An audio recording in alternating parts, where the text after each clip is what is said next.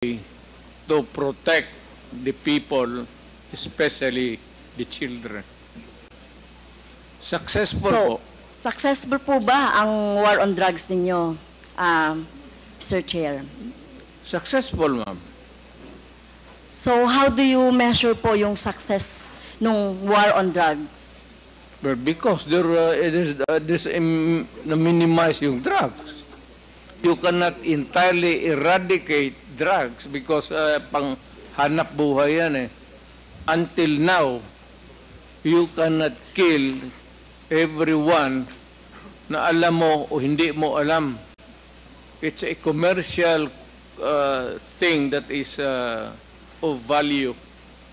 And people, yung walang trabaho, walang hanap buhay, papasok talaga dyan. Lalo na if they are criminally inclined